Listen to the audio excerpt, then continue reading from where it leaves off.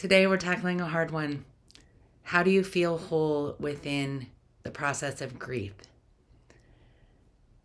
My heart goes out to everyone who's dealing with any sort of grief in the world. I lost my dad this week, Duffy Carduff, and if any of you know me, you know how important he is to my family and to our community. And I just want to share a little about that story to help all of us learn a little bit about the process of grief. Now, I want to start out by saying I am in a unique position that some of us get to be in, where my dad, Duffy, got to go out on his own terms. And when you talk about wholeness, being able to live your life wholly, how you want to, even down to how you say goodbye, isn't something that most of us get. And yet at 76 years old, this man was able to do that.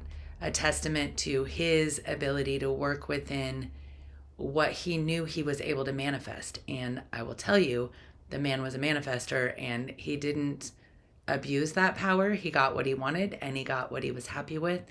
And what he collected were people and stories and good times, and above all else, music.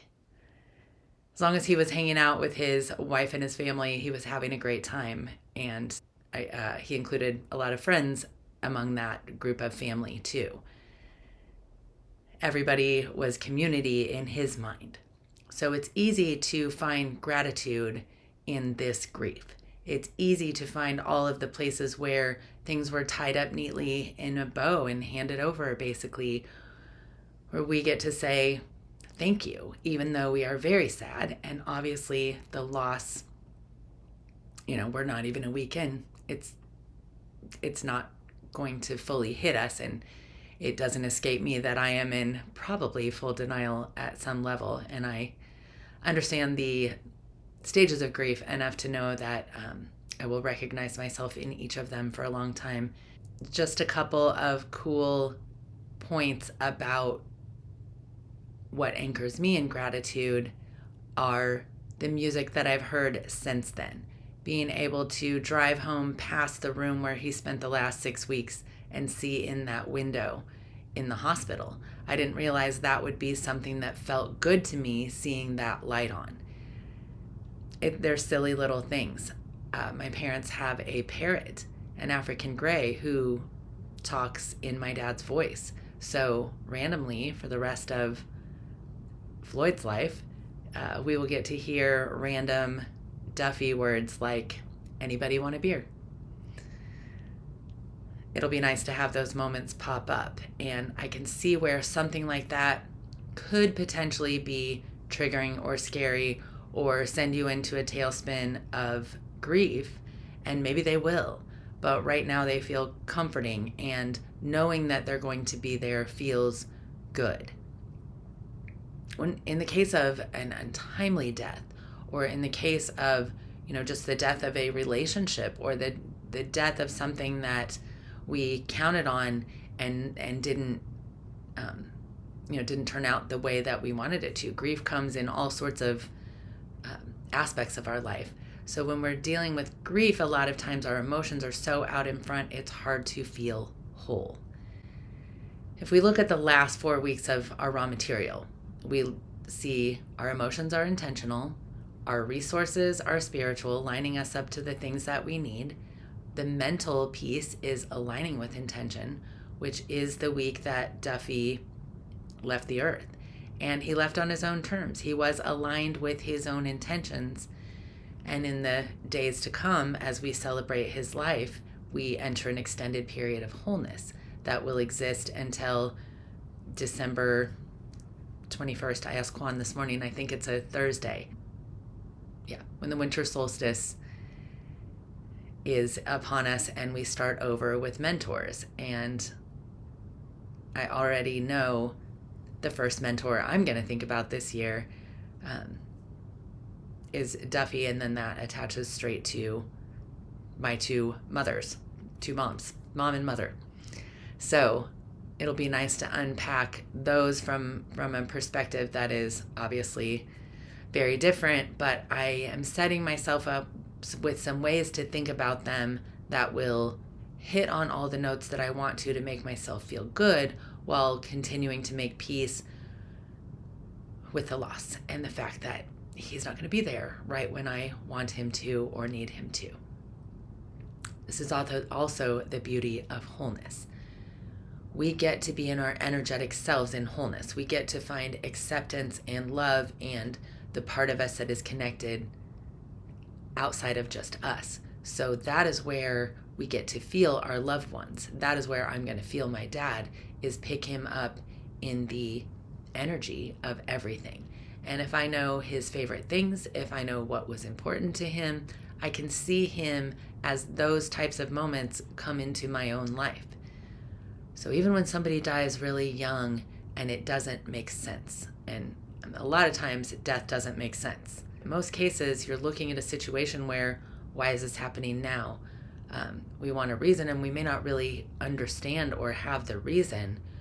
Accepting that it's part of our journey helps us understand what we learn from it and what the value that we wind up getting from it. And of course, when we're in the stages of grief, we are reactive, and it's very difficult to see what is coming to us of value unless it's being reflected back to you all around you. Again, I am grateful and lucky that my entire family is supportive in this way, and nobody was fearful for what was going to happen to my dad beyond death, because he himself believed he was going back into the oneness of all. He called it the ocean.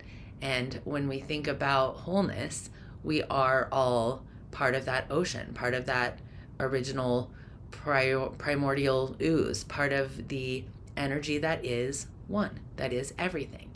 And when I think of him as part of that, my spirit soars. And of course I will miss the day-to-day. Of course I can't call him up and ask questions, but I have the spirit of him within me, and some part of me knows what he would say and what he would think, because I'm connected to his soul in that way. From a rooted standpoint, Duffy sold t-shirts, and the thousands upon thousands of t-shirts that his company Eagle Products sold to gift stores around the world over the years, I wouldn't even know how to put that number together.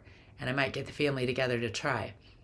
But when you think about how many t-shirts they printed and sold, and how many of those were passed around or, wound up in a thrift store and somebody else is wearing them, there are so many people in the world that were touched by a t-shirt that Duffy Carduff's company made, even though those people have no idea who Duffy Carduff is.